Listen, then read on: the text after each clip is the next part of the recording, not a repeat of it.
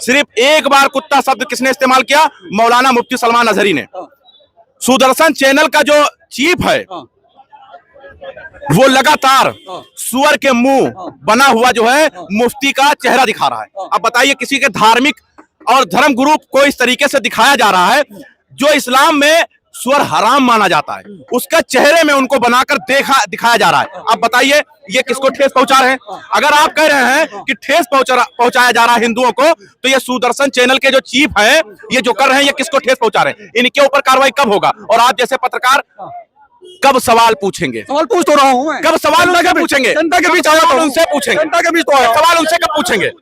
ये सवाल सुदर्शन चैनल के चीफ से कब पूछेंगे? ये सवाल भारतीय जनता पार्टी वालों से कब पूछेंगे? ये सवाल उन लोगों से कब पूछेंगे जिन्हें मौलाना मुफ्ती सलमान अजहरी का बयान ठेस पहुंचाने वाला लगा? उनसे कब पूछोगे कि मौलाना मुफ्ती का उस जानवर से चेहरा मिलाया जा रहा है जिसका हराम है इस्लाम में?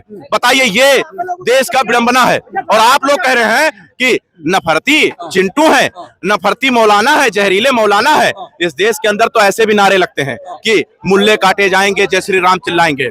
कटुआ, आतंकवादी, अलगावादी जैसे नामों से पुकारा जाता है किसको? एक मुसलमान को। वही मुसलमान जिनके बाबो अजदाद जो हैं फांसी पर लटक गए थे, जो दरख्त एक एक दरख्त गवाही दे रहा था कि हमारे बाप दादा यहाँ पर लटके हुए हैं, वो दरख्त गवाही दे रहा है, उनको आप आतंकवादी, अलगावादी ऐसे नामों से पुकार रहे हैं। अरे शर्म आनी चाहिए ऐसे नफरती चिंटुओं को, शर्म आना चाहिए। लेकिन मौलाना साहब को कह रहे कि वो नफरत वाला बयान फैला रहे हैं, उनको शर्म आनी चाहिए जो इस तरीके से आज सर्टिफिकेट मांग रहे हैं हमसे। ये समझ लीजिएगा कि यहाँ के खून जो है सबका शामिल है, इनके बाप का अकेले थोड़ी है। यहाँ की मिट्टी में सबका खून शामिल है, इनके बाप का अकेले नहीं है। और बात समझ लीजिएगा, बहुत बारीकी से समझिएगा कि इस देश के अंदर दो तरीके के कानून चल रहा है। ऐसे दो तरीके कैसे कानून? दो तरीके एक कानून चल रहा है, संविधान से चल रहा है, तो कानून सही कह रहे हैं। आपको स्क्रिप्ट मिल गया होगा, चलिए धन्यवाद, कम से कम स्क्रिप्ट पे आप काम कर रहे हैं और खरे उतर रहे हैं, भाजपा से हट नहीं रहे हैं। लेकिन सवाल यहाँ पर यह है, यहाँ पर यही है ना, प्रज्ञा ठाकुर पर कार्रवाई कब होगा?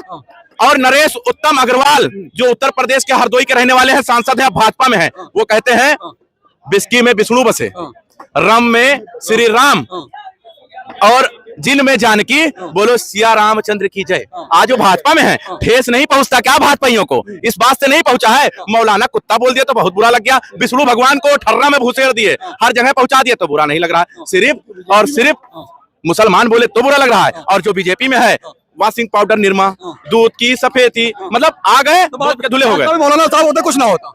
अरे हम तो कह रहे हैं कि अभी भी उनके पास वक्त है, अगर उनको नहीं मिल रहा है वहां से जमानत तो वहीं से खाली कह दिया हम भाजपा में आने के लिए तैयार है। अभी देखो 2 मिनट लगेगा, सारा दाग साफ, वॉशिंग पाउडर निरमा, दूध की सफेदी, काम खत्म।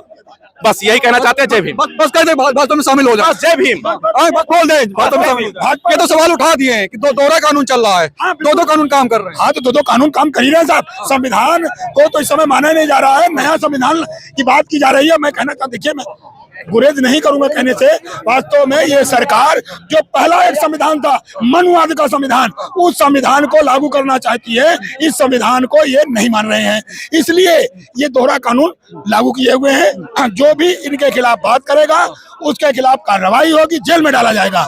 जो इनके साथ आ जाएगा वो साफ हो जाएगा। मौलाना साहब भाजपा में शामिल होने का ऐलान करते खाली छूट जाएंगे, तुरंत जमानत मिल जाएगी। बिल्कुल बिल्कुल, वो तो सिस्टम बना देंगे। देख के कार्रवाई हो रही है, सब ले दे के सब करवा देंगे। भाजपा ही है, कौन मुसलमान, इस तरीके से कार्रवाई हो रही है क्या? बिल्कुल बिल्कुल बिल्कुल। भाई साहब आपको भी लगता है? हमको भी लगता है दोहरी नीति चल रही है, दो कानून काम कर रहा है, एक मुसलमानों के खिलाफ, एक हिंदुओं के खिलाफ।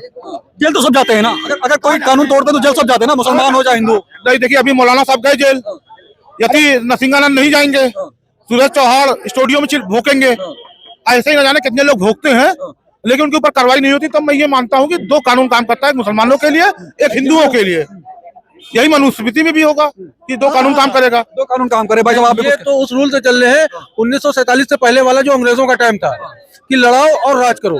जैसे सलमान साहब के बयान पे इन्होंने उनको अरेस्ट कराया, कोई इतना बड़ा बयान नहीं था और न वो उन्होंने हिंदुस्तान पे दिया था। वो पूरा बयान सुना जाए, उन्होंने फिलिस्तीन का नाम लिया, मुस्लिम कंट्रियों, गल्फ कंट्रियों का नाम लिया है, हिंदुस्तान का नाम कहीं से नहीं लिया गया है जिसमें कुत्ता वर्ड यूज किया गया है। उसके बावजूद उनको गिरफ्तार किया गया और ऐसी धाराएं लगाई गई हैं जिसमें गिरफ्तारी नहीं है, और ऐसी धाराओं में एटीएस आके गिरफ्तार करती है।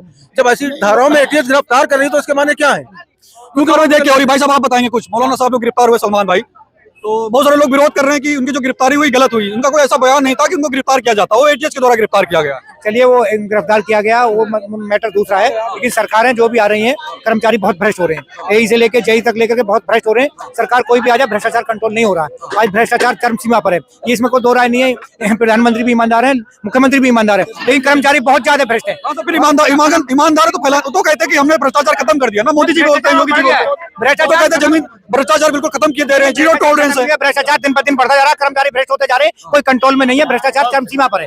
भ्रष्टाचार लाख कहते हैं, भ्रष्टाचार कंट्रोल से बाहर है। कर्मचारी भाई साहब आप बताएंगे कुछ? नहीं बोलेंगे कुछ? तो सलमान को जान रहे हैं जो अभी गिरफ्तार हुए मुफ्ती साहब?